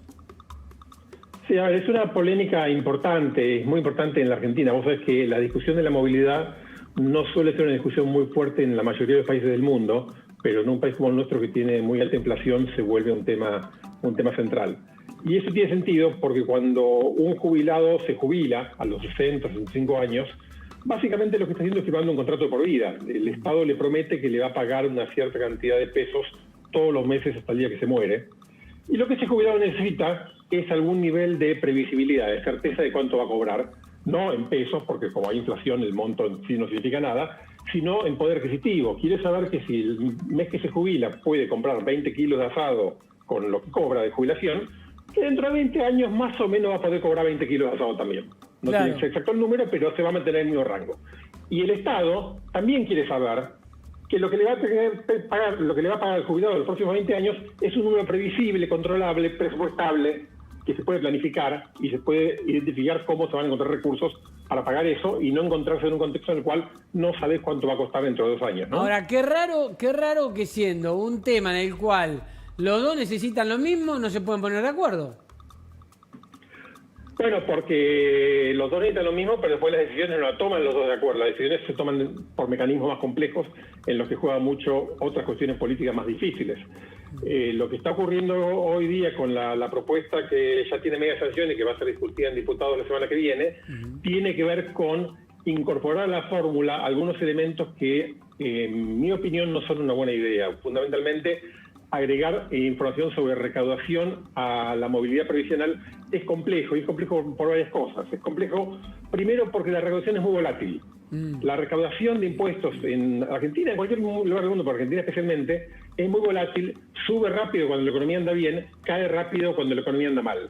Es porque es lo primero que los empresarios y quienes tenemos que pagar impuestos dejamos de pagar si no tenemos plata, y luego pagamos todos juntos cuando mejora un poco la situación. Pero no solo hay volatilidad con el ciclo económico, hay también cuestiones que tienen que ver con cambios de normas. Estamos todo el tiempo, a veces por buenas razones, a veces por malas razones, se puede discutir, pero es otra discusión, cambiando las normas impositivas y creando impuestos nuevos, sacando otros. Por ejemplo, a fines del año pasado se creó el impuesto país, el impuesto que te cobra cuando compras dólares, y ese impuesto iría a lo que se recaude por ese impuesto iría a la fórmula de movilidad. Pero hace un año ese impuesto no existía, entonces tenés que corregir de alguna manera, porque si no aparece un monto que no aparece. En este año, AFIP decidió, creo que por buenas razones, que las liquidaciones y los pagos de los impuestos a las ganancias y bienes personales, que siempre se hacen en junio, se hagan en agosto. Hubo una postergación por la pandemia. Está muy bien. Ahora, cuando comparemos recaudación por trimestre, resulta que moviste la recaudación de un trimestre a otro y entonces te va a generar un efecto muy raro sobre esos números si eso lo usás para actualizar las jubilaciones. Y ahí entonces hace mucho ruido. Rafael, ¿cómo le va? ¿Le resultaba más convincente de alguna manera la fórmula anterior que había impulsado el macrismo o tenía fallos también? Tenía algunos problemas, pero conceptualmente era una fórmula mucho más simple y mucho más clara. Era una fórmula que decía, te voy a básicamente ajustar por inflación más algo más que lo vinculo con los salarios, porque si la economía crece y los salarios crecen, vas a recibir un aumento adicional. El problema que tuvo esa fórmula, se combinaron un par de problemas al mismo tiempo. Uno es que por razones de política fiscal que se discutió en aquel momento, cuando se implementó esto en el 2018, esa reforma tomó un rezago más alto de lo necesario. Esto de rezago quiero decir, uno da aumento a los jubilados en base a algo que pasó antes, hace un cierto tiempo. Y en este caso lo que estaba haciendo la fórmula dando aumento a los jubilados respecto de variaciones en salarios y en precios de entre 6 y 9 meses antes. Entonces había mucho espacio entre la observación y el impacto. Ese rezago, en un contexto de una aceleración rápida de la inflación, provocó una caída del valor real de las jubilaciones que no es menor y que tuvo un impacto negativo sobre los salarios de los jubilados. Ahora, en y Argentina, ese es un problema que seguramente había que corregir. En Argentina se está hablando del año que viene una inflación por encima del 50%. ¿Cómo va a competir o de qué manera va a poder empatar esa fórmula? Digo, la fórmula que se va a buscar a aprobar ahora y que impulsa el kirchnerismo. ¿Hay forma realmente de llegar, sin medir por la inflación, de poder ganarle a un 50% de inflación? La verdad que es muy difícil de saber, porque para eso tendría que saber qué va a pasar con, por ejemplo, la recaudación del segundo trimestre del año que viene respecto de la recaudación del segundo trimestre del año 2020. Que, por ejemplo, seguramente va a tener un salto alto, porque el segundo trimestre del 2020 fue el pozo más profundo de la pandemia. Y entonces ahora debería aumentar mucho. Entonces puede ser que en algún trimestre gane, en otro trimestre pierda. Pero a mí me parece que lo importante de estas discusiones es entender que lo que nosotros queremos, quienes discutimos política, quienes pensamos en este tipo de cosas, es que ni gane ni pierda. es tan mala una forma de movilidad que hace perder a los jubilados como una que les hace ganar. Yo lo que quiero es que sea previsible. Si además queremos aumentar las jubilaciones, a mí me parece buenísimo, lo apoyo al 100%, discutamos cuánto las vamos a aumentar, cómo lo vamos a financiar, y que sea un aumento estable, permanente para todo el mundo, pero que no depende de lo que pase dentro de 3 años con la recaudación, que nadie tiene la menor idea. Ahora, Y que Rafael... lo hace muy volátil y muy impredecible. Rafael, los países... Bueno, te iba a preguntar, los países como nosotros, ¿qué hacen? No, somos únicos nosotros. Ese es el primer punto. Pero, ¿cómo resolvieron el tema los países más parecidos a nosotros? Mira, si uno hace una revisión de, por ejemplo, los países de América y Europa, para tomar un conjunto que, como decís vos, se parecen a nosotros en alguna dimensión, entre 60 y algo de países, hay 52 países que ajustan por precios, por inflación. Algunos solamente por inflación, algunos combinan inflación con salarios como hacíamos nosotros hasta el año pasado. Hay 8 países que ajustan solamente por salarios. Uruguay es uno de ellos, por ejemplo, que miran simplemente qué pasó con los salarios el año anterior y ajustan al año siguiente lo que pasó con los salarios. Es una manera indirecta de considerar inflación, porque supone que los salarios se ajustan con la inflación y si la economía va bien, un poco más. Claro. O sea, es una variación de lo mismo. Hay solamente 3 países en Europa y América Latina, y toda América, en este momento, entre todos los países que hay, que son España, Lituania y Mónaco, que hacen otro mecanismo de ajuste. Entre ellos España, que es el más importante, acaba de anunciar que lo va a abandonar porque genera muchos conflictos políticos y hay un acuerdo entre todos los partidos políticos de votar en estos días la eliminación y pasar del índice de precio al consumidor. O sea, en el mundo se toma precios, pero es razonable porque en el mundo, como la inflación es bajita, no pasa demasiado en este tema y todo lo que tenés que ocuparte es de asegurarte que más o menos se mueva los 2-3% por año que hubo de inflación. El año que viene se lo vas a los jubilados porque 2-3% es poquito, pero acumulado en 20 años es un montón. Entonces querés ir ajustándolo para evitar que se acumule una pérdida. Rafael, ¿cómo lo ves? ¿Van a perder o van a ganar? Si yo fuera capaz de predecir este tipo de cosas, me dedicaría a otra cosa y no a lo que hago. Honestamente, esa es una dinámica política partidaria que me supera totalmente. Claro. Sé lo que sé porque los leo a ustedes y los escucho a ustedes, así que decímelo vos. O sea que sabés todo al revés, entonces. Hay una entonces. disputa importante, pero no lo sé. Lo que sí sé que me parece que es importante aprovechar para señalar, Fernando, es que de vuelta, en el mundo y por buenas razones, este es un tema relativamente menor. Y para Argentina esto debería ser un tema relativamente menor y fácil de resolver. Pero es tremendo porque aseguremos. Es una discusión de nunca acabar. Debería ser menor, pero es una discusión de nunca acabar. Cuando no te tiran 14 toneladas de piedras, te la traban desde adentro, como le hizo Cristina a Alberto, o, no sé, siempre es un drama, lo mires por donde lo mires. Estoy de acuerdo, pero creo que hay que tratar de salirse de esa discusión en algún nivel y empezar a discutir cuestiones de más largo plazo. Déjame darte un ejemplo de qué estoy pensando. Hoy Argentina tiene un poco más de 5 millones de habitantes mayores de 65 años, de lo que solemos llamar adultos mayores. Con lo que paga hoy el sistema previsional en promedio de jubilación a cada persona que está jubilada, que son un poco menos de 25.000 pesos por mes, si le diésemos eso a cada adulto mayor, le diésemos a cada uno el promedio, hoy estaríamos gastando en jubilaciones más o menos la mitad de lo que estamos gastando. O sea, estamos perdiendo un montón de plata. Y esto no es por ilegalidades, es porque tenemos un sistema legal que es muy permeable, que tiene muchas excepciones. Estamos repletos de regímenes especiales de gente que se jubila con beneficios más altos. Estamos repletos de beneficiarios jóvenes que por alguna razón se pudieron jubilar antes y que entonces empiezan a cobrar la jubilación mucho antes de retirarse del mercado de trabajo. Estamos repletos de duplicaciones, de gente que cobra más de un beneficio, porque por razones legales, sin duda alguna, pero el problema está en la ley, tienen la posibilidad de acumular beneficios. Si pudiésemos contener esto, por supuesto que esto no se hace de un día para el otro, porque no podés quitarle los beneficios a la gente que ya los tiene, pero como pensamiento de largo plazo, uno podría tener un sistema que cueste un poco menos de lo que cuesta ahora y que le pague jubilaciones promedios cercanos a los 50.000 pesos. O sea, la discusión tiene que ser esa, no cuánto es la movilidad. La movilidad tiene que ser la inflación y si podemos un poco más, y ya está. Porque vos lo que querés ahí es que la gente sepa cuántos kilos de asado va a comprar y que el Estado sepa cuánto va a pagar. Y si la economía anda muy bien y crece mucho, bueno, repartamos un poco más porque tenemos más plata y entonces queremos que los jubilados vivan un poco mejor, lo firmo sin ninguna duda. Pero el foco debería estar ahí. Muy bien. Rafael, gracias por el contacto con La Nación Más, como siempre. Gracias a ustedes, un abrazo. Hasta luego.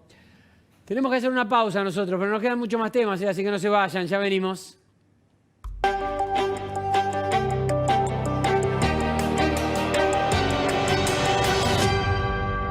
Hasta Papá Noel sabe que puede contar con el Banco Nación. 40% de descuento en compras de supermercado pagando con QR de BNA+. 30% de descuento y hasta 12 cuotas sin interés con las tarjetas de crédito Nativa Mastercard y Nativa Visa. Porque en estas fiestas y siempre, para el Banco Nación, cada argentino y cada argentina cuentan. Argentina Unida. ¿Sabías que una mala limpieza de la placa de descanso puede comprometer tu salud? Probá Corega Tabs, que en solo 3 minutos elimina el 99,99% de las bacterias que causan el mal olor. Corega Tabs es práctico y funciona. Este delantal transforma a tu pequeña hija en una chef profesional. A ella también le gustaría probárselo. Raid Jeringas Mata Cucarachas elimina las cucarachas que ves y las que no, protegiendo lo que amás. Raid, tan exigente como vos. S.C. Johnson. ¿De qué está hecho tu shampoo? Nuevos Fructis Hairful Shampoo y acondicionadores, hechos con un 98% de ingredientes de origen natural y recargados de nutrientes. Sí vegano, no siliconas, sin nutrición, no cabello pesado. Nueva rutina Fructis Hairful. Super frutas, super pelo, super voz. De Garnier, naturalmente. Los analgésicos orales pasan por el estómago. Voltaren Emulgel se aplica sobre la zona del dolor, reduciendo la inflamación y acelerando la recuperación. Voltaren, la potencia de un comprimido en un gel.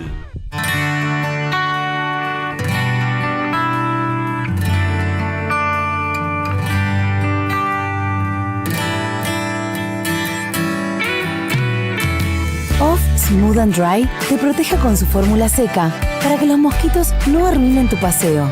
Protección contra mosquitos que no deja tu piel grasosa, para que puedas enfocarte en lo que más importa. Off, disfruta cada momento.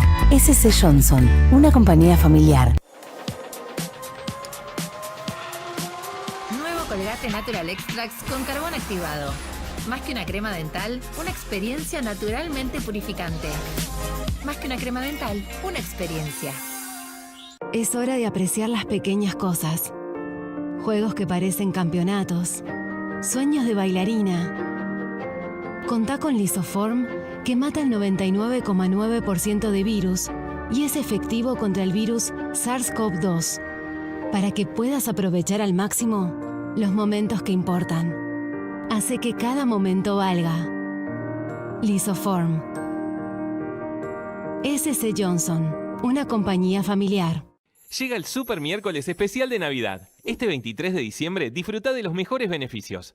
Porque en los locales adheridos de Unicenter, Palmas del Pilar, Plaza Oeste, Portal Palermo, Portal Lomas, Portal Escobar, Factory Parque Brown, Factory Quilmes y Factory San Martín, con tus tarjetas Santander tenés un 25% de ahorro. Y si sos cliente Select, un 30%. Además, 3 cuotas sin interés sin tope de reintegro.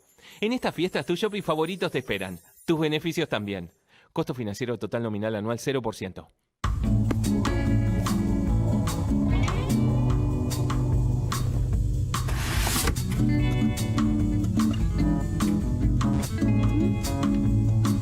Ma, ¿qué significa sin fondos? Porque usé tu tarjeta para comprar vidas del juego y me salió eso.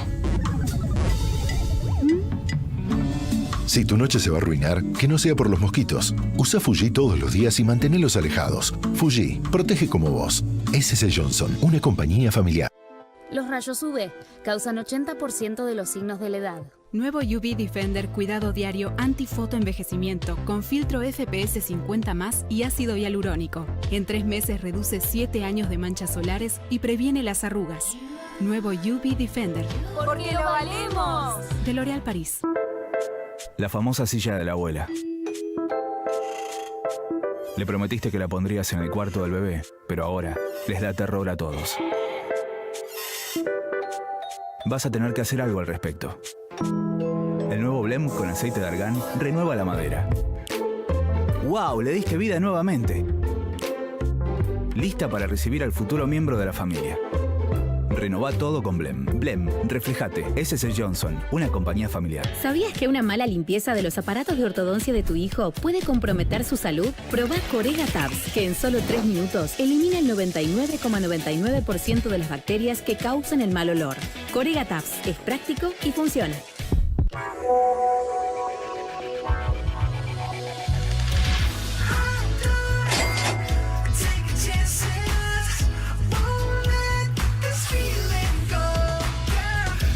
nunca sabés de qué te puede dejar afuera el malestar. Alical, doble acción, doble alivio.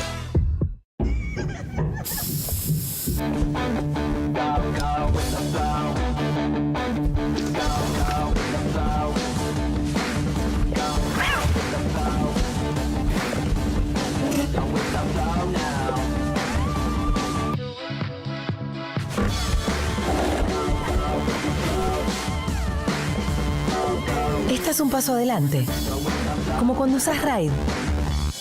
SC Johnson, una compañía familiar. Sumergite en el mundo del tratamiento número 1 para el pelo. El VIP Óleo Extraordinario con aceite de flores preciosas. Una fórmula de nutrición extraordinaria que transforma todo tipo de pelo. Aplica unas gotas sobre pelo húmedo o seco. 6 veces más brillo sin dejarlo pesado. El VIP Óleo Extraordinario de L'Oréal París. Todas lo valemos. Este verano, protege y nutrí tu pelo con el VIP Óleo Extraordinario Edición Verano.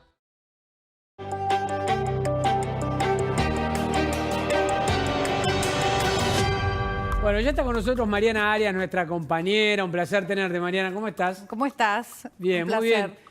¿Qué rojo furioso? ¿A qué se debe tanto el rojo? Y el rojo es el color que hay que usar para traer magia a las fiestas. Viste que Mirá. el rojo es el color de la Navidad y es el color también de Carolina Herrera, que si ustedes están dando vueltas por Buenos Aires y quieren hacer algunos regalos, hay lugares emblemáticos muy interesantes para conocer, por ejemplo, la Galería Pacífico.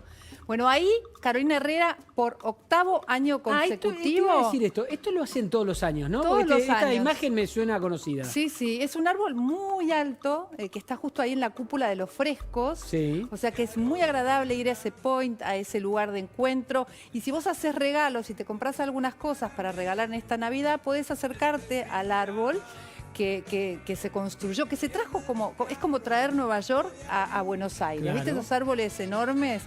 Vas ahí y te envuelven con un papel rojo muy, muy impresionante y muy lindo y convertís tu regalo en un regalo absolutamente encantador. O sea, que pasás por ahí y tu regalo queda hecho magia. Exactamente. Y además es como generar y contagiar un poco de alegría de vivir, que es uno de los valores fuertes de Carolina Herrera. Porque viste que Carolina Herrera es una empresa familiar, es una Sí. empresa de unidad, de unión, a la que la historia de las Navidades tiene mucha presencia Le y cae les muy bien. importa y les cae muy bien. Mirá vos. Así que por eso organizan y construyen O sea, que este árbol vos te todos los compras algo años. y pasás por ahí después. Vos te compras algo, pasás por Comprás ahí. los regalitos, digamos. Claro, y cada uno de esos regalitos te los envuelven en ese lugar de encuentro, abajo de la cúpula de los frescos. Disfrutás de los frescos, disfrutás de ese árbol divino, pasás un momento lindo y además te llevas regalos distintos, con otra presencia, con otro glamour. Mariana, ahora, qué interesante apuesta, ¿no? Porque hay que apostar durante 8 años en la Argentina, ¿no? Sí, yo creo en que... serio, es importante, digamos. Es importantísimo, Es sí. muy valorable. Lo que pasa es que Carolina Herrera es una marca muy fuerte en la Argentina, ¿no? Y tiene perfumes, tiene un montón de productos que son muy interesantes Claro. y que justamente tienen mucha presencia en nuestro país, en todo el país. Así que por ahí hay gente que viene de me visita están tirando preguntas, a la ¿viste? ciudad. Me van- ¿Qué te ¿Papá dicen? Noel está ahí en el arbolito? Papá Noel, creo que puede ser, yo no sé, pero puede aparecer. Por ahí aparece, Sí, ¿no? puede aparecer. Viste que Papá Noel va dando vueltas por la ciudad y va, Claro. y va rescatando los regalos para llevárselos a todos los chicos. Así que, ¿por qué no? Por ahí lo encontrás ahí y hasta te podés sacar una foto. ¿Te acordás cuando éramos chicos que nos daba miedo Sí. acercarnos a Papá Sí, Noel? sí, porque eran complicados, ¿viste? Los Sí. Papá Noel que ponían antes, pero bueno. Ahora son un poco- parece que no. Pero acá el tema es, bueno, ir y disfrutar de ese lugar, contagiar un poco la alegría de vivir. La buena onda. Llevarse ese color rojo de la Navidad, ese color emblemático de la marca, de Carolina Herrera, y pasar un momento agradable antes de las fiestas, ¿eh? Muy bueno. Buena iniciativa. Para disfrutarlo. 8º Disfrutar además año. el lugar que es Galerías Pacífico, que viste que Sí. es lindo recorrerlo. Sí, es divina la Galería Es Pacífico. muy lindo recorrerlo y el lugar, ese centro. ¿Vos sabés cuánto mide el árbol? 13 metros. Tuvieron ¿Cómo? que contratar 13 metros. ¿13 metros? Tuvieron que contratar todo un equipo interdisciplinario Mirá vos. con muchas medidas de seguridad para que no haya ningún tipo de problema, ningún tipo de accidente. Y bueno, trajeron ese árbol de Nueva York a Buenos Aires. ¿Y el arbolito, como todos los arbolitos, estás desde el 8 de diciembre? Y está... ¿Y estará hasta Reyes? Hasta el 8 de enero. Hasta el 8 hasta el 8 de enero está este lugar, este espacio y este encuentro. Ahí podés ir hasta el 8 de enero 2021. Es muy buena idea. Yo puedo ir también, ¿no? Claro. Yo voy a ir. Yo estuve ayer haciendo algunas compras ahí. Te digo, tengo bastantes perfumes de Carolina Herrera. ¿Te gustan? Sí, yo soy bastante perfumero y Carolina Herrera tiene buena fragancia. Tiene muy buena fragancia, sí, la verdad que sí. Para mujeres y para hombres. Sí, yo uso las de hombres. Obviamente, no, pero viste que algunas, no, a veces hay unisex. Hay, sí, ¿no? Hay algunas fragancias que son unisex. Bueno, y está bien. Ya no está tan determinado, ni tan delimitado. Cada uno usa lo que realmente le gusta, ¿no? Exactamente, hoy se puede usar cualquier cosa. Así que bueno, date una vuelta. Voy a ir, Fernando. voy a pasar. Sí, voy a pasar. Bueno, gracias por todas las ideas, Mariana. Bueno, gracias a vos. A ver, está Fernando Rodríguez, nuestro compañero ya, mientras se va Mariana. Ahí le mandamos un beso y le agradecemos. Está Fer Rodríguez con nosotros para hablarnos de un tema que también es de interés porque, a ver, desde que ocurrió nunca se tuvo certeza demasiado de nada. Ahora la justicia llegó a algunas conclusiones importantes, pero la verdad, nunca se supo, ¿no, Fernando? Sí, hola Fer, ¿cómo te va? Estamos hablando, la gente no lo sabe, pero quizás lo intuye, del caso García Belsunce. Ya 18 años pasaron de ese hecho, 18 años que todavía siguen en este caso en la impunidad, porque recordemos, y lo dijimos en exclusiva en nuestra pantalla hace 2 semanas, que la Corte Suprema de Justicia había absuelto definitivamente a Carlos Carrascosa, que durante años estuvo el viudo en el centro de la escena, había sido considerado primero encubridor del crimen de su mujer y luego incluso coautor, así pasó 11 años, hasta que hace 2 semanas la Corte finalmente cerró toda la causa en relación con él. La serie de Netflix, ¿Quién mató a María Marta?, nos volvió a traer el caso hace un poco más de un mes, parece que fue hace un montón, pero fue hace muy poco, hace más de un mes. Y esa serie, vos la habrás visto, seguramente todos nuestra audiencia lo hizo también, puso sobre la mesa 2 teorías, una que apuntaba a la familia de María Marta, otra teoría que apuntaba a Nicolás Pachelo, un díscolo vecino, hijo de quien había sido el creador del Country Carmel, donde ocurrió este crimen, y que actualmente está preso. Lo cierto es que yo lo que te voy a contar es que la única teoría o hipótesis que sigue viva en el expediente pasados 18 años del crimen es la que apunta a Pachelo y a 2 vigiladores del Country Carmel de aquella época como los coautores del crimen. Los fiscales de San Isidro que tienen este caso creen que Nicolás Pachelo es el que apretó el gatillo 6 veces y le asestó los 5 tiros que fueron encontrados después de un mes de la muerte de María Marta en su cráneo, cuando tardíamente se hizo esa autopsia. Claro, esto... a ver, esta historia que se reavivó, como decís vos, con el documental, ¿no? Que básicamente se puso otra vez en superficie del debate. El documental nos puso a hablar a todos de vuelta y generó de vuelta, como en aquel momento, una grieta, ese Boca River de quienes creen que fue la familia, quienes creen que la familia no tuvo nada que ver. Yo por eso te decía que hoy la prueba que sigue viva en el expediente no apunta a la familia, la prueba que sigue viva en el expediente apunta a Pachelo y los fiscales de San Isidro en el juicio que se va a hacer el año que viene, en 2021, el año que viene es ya dentro de 10 días, van a apuntar a Pachelo y a los 2 vigiladores. Como te decía, ellos creen que Pachelo es el que apretó el gatillo y que los 2 vigiladores estaban adentro de la casa de María Marta García Belsunce y que ella los sorprendió cuando aquel 27 de octubre de 2002 tuvo que suspender el partido de tenis que jugaba todos los domingos porque se largó a llover, llegó antes a su casa y encontró la presencia indeseable de gente que aparentemente estaba robando. En la hipótesis de los fiscales, ¿cuál fue el móvil de este crimen? El robo, por supuesto. ¿Y qué es lo que iban a robar? ¿Chucherías, cualquier cosa? No, Fer, ¿sabés lo que creen los fiscales? Que Pachelo y los 2 vigiladores fueron a buscar a la casa. Creen que fueron a buscar $1 millón. ¿Y qué hacía suponer que esa suma estaba ahí? Circulaba entre el círculo de masajistas que se dividían entre ellas la atención a los vecinos del Country Carmel, que María Marta García Belsunce y Carlos Carrascosa habían cobrado una fortísima suma de dinero por la venta de un campo. Y recordá que eso eran los tiempos del corralito, y que la gente salía corriendo de los bancos. Nadie quería poner un solo peso en una sucursal bancaria.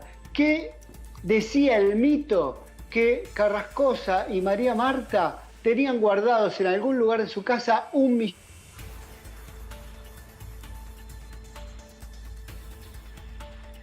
Bueno, ahí tuvimos algún problema con la comunicación con Fernando. Bueno, ya vamos a tratar de retomarla, ¿no? Vamos rápido a Ezeiza. Está trabajando nuestra compañera Carla Ricciotti allí en el lugar. Carla, ¿cómo te va? Buenas tardes allí en Ezeiza. ¿Qué tal, Fernando? Buenas tardes. Bueno, estamos en Ezeiza, en este aeropuerto, pero puntualmente en la Terminal C. En las puertas, detrás nuestro, está el cartel que anuncia que aquí dentro se encuentra el Salón Malvinas Argentinas. Aquí a las 18:45 va a haber una conferencia de prensa encabezada por el ministro de Transporte, Mario Meoni, pero además por el presidente de Aerolíneas Argentinas, Pablo Seriani, que acaban de sacar un comunicado desde la aerolínea anunciando que finalmente pueden confirmar que a las 19:30 va a salir efectivamente este vuelo hacia Rusia en busca de las vacunas, de estas 300.000 dosis que llegarán el próximo 24 de diciembre a las 10 de la mañana aproximadamente, después de un total de unas 40 horas aproximadas de vuelo. ¿Por qué?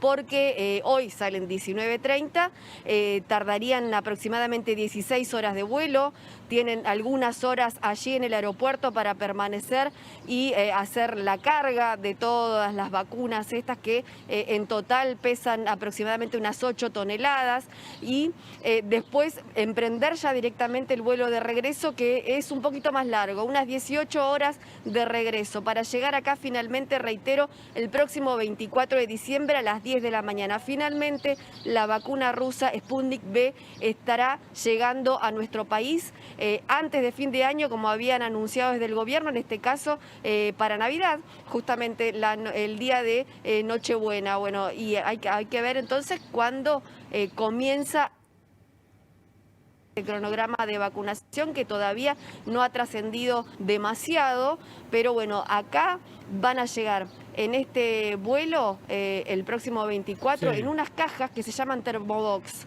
unas cajas que permiten mantener el frío, la cadena de frío en menos 18 grados. Entonces esto garantiza que por lo menos por 96 horas, que es el máximo que pueden mantener esta cadena de frío, estén a la temperatura que se necesita. La temperatura, esto repito, menos 18 grados es lo que pueden mantener estas cajas, que son unas cajas de DHL que están preparadas para mantener el frío o la temperatura que se necesite para llegar un aproximado de 4 días de enfriamiento necesario para que las vacunas lleguen en las condiciones que se necesitan acá en nuestro país, y después empezar con la distribución, que va a ser esto lo que se va a explicar en la conferencia de prensa. En principio, cómo va a ser el vuelo allá, cuántos van a ser los tripulantes que viajen. Ya nos han adelantado que son 10 en la tripulación, pero además también hay ayudantes de cabina y asistentes. Bueno, y de regreso sí van a volver los funcionarios que están allá en Rusia, tanto Carla Bisotti como los funcionarios del ANMAT, que viajaron para terminar con todos los análisis y los documentos que se necesitan para constatar que la vacuna sea efectiva y que esté aprobada y que tenga todas las reglamentaciones necesarias para el ingreso y la aplicación posterior en nuestro país. Bien, perfecto. Toda documentación que tendrá que ser analizada acá por ANMAT, por las autoridades correspondientes también, por el Ministerio de Salud, teniendo en cuenta que no es la vacuna rusa, la vacuna de la cual más documentos se publicaron en publicaciones científicas, ¿no? Y que esa es la gran duda, la enorme duda y la sospecha que aparece por la falta de publicación. Bueno, habrá que ver qué documentación traen y si es suficiente como para convencer a los científicos argentinos. Carla, por otro lado, ahí en Ezeiza, ¿hay alguna novedad en cuanto a poder cerrar fronteras? ¿Se está hablando de algo? Porque se está evaluando desde ayer y el gobierno lo viene evaluando desde ayer. No sé si quizás hay en zona de Ezeiza hay alguna noticia. Acá no hay absolutamente nada, ni de siquiera hoy, por lo menos desde esta terminal, solamente salen vuelos de cabotaje y no están haciendo arribos, lo hacen desde otra, los arribos llegan a otra terminal. Lo que se habló ayer después de la reunión del ministro Ginés González García con los epidemiólogos es que por ahora esto sigue en análisis, no se descarta por completo, pero todavía no está confirmado que se haga algo al estilo Uruguay, ¿no? Que se cierren las fronteras definitivamente para todos los no residentes, al menos por un par de semanas. Esto por ahora no está confirmado ni en vistas a anunciarlo de manera inmediata. Pero sí hay que decir que se está analizando, esto es algo que se está pensando, porque también lo están, obviamente ya empezaron con el tema de Gran Bretaña, a restringir los vuelos, a cancelarlos directamente los vuelos, pero por el tema de la cepa nueva que se registró allí en aquel país. Hay que ver si en las próximas horas hay algún tipo de definición o cambio de estrategia en este sentido. Bien, perfecto. Carla, gracias. Hasta luego. Hasta luego. A mí me dicen que Sofía y Esteban, Sofía Terrible y Esteban Lafuente, que ya los tengo acá, a Sofía y Esteban, saben de algo que te van a devolver. Yo digo, es raro que en la Argentina alguien te devuelva algo, ¿no? Pero bueno, ¿cómo andan mis amigos Sofía y Esteban? ¿Qué tal, Fer? Bueno, ¿es verdad que alguien va a devolver algo acá? Bueno, sabés que avanza el sistema de devolución. ¿Vos te acordás, Fer, que cuando en septiembre pusieron ese 35% extra sobre la compra de dólares, te dijeron, te prometieron, te lo vamos a devolver, ¿sí? Como en el pasado, como pasó alguna vez, ¿no? En el anterior cepo. Bueno, la historia, Fer, es que a partir de esta semana se conoció un poco más cómo va a funcionar el sistema para los empleados que pagan ganancias, sí, que están en relación de dependencia. Ahí ya tenemos un poquito más de detalles con respecto a cómo va a ser la operatoria, ¿sí? Cómo se va a devolver. Yo les explico muy brevemente lo que va a pasar a partir de ahora para quienes pagan ganancias, ¿sí? En el servicio Mis Retenciones de AFIP pueden chequear qué percepciones se les hicieron a la hora de adquirir dólares o comprar, por ejemplo, pasajes o vuelos, hoteles, todo lo que paga también impuesto país, ¿no? Todas estas operaciones en dólares con tarjeta y compra de dólar ahorro, ¿no? Claro. Ahí en ese servicio van a poder consultar qué percepciones tienen, pero lo que recomiendan los tributaristas, esto es muy importante, los contadores recomiendan que igual cada uno tenga un registro de sus tickets, ¿sí? Porque si vos vas a querer después que te devuelvan, vas a tener que contrastar un poco tu información con la que las agencias de turismo, los bancos, etcétera, etcétera, le brindaron a FIP. ¿Cuándo te lo van a devolver? ¿Cuándo te lo van a devolver? Que es la clave, digamos, de esto, lo que todos queremos saber. Bueno, a partir de fines de mayo, ¿sí? Con la declaración jurada de ganancias de cada año. Si no pagás ganancias ni bienes personales, todavía falta ver qué va a pasar, ¿sí? A partir de enero, en teoría, tendrías habilitado para empezar a pedir las devoluciones. Ya me cansé, Esteban. Esa es un poco la trampa cuando se instauró este nuevo, no es un impuesto, sino que es un recargo en concepto de adelanto.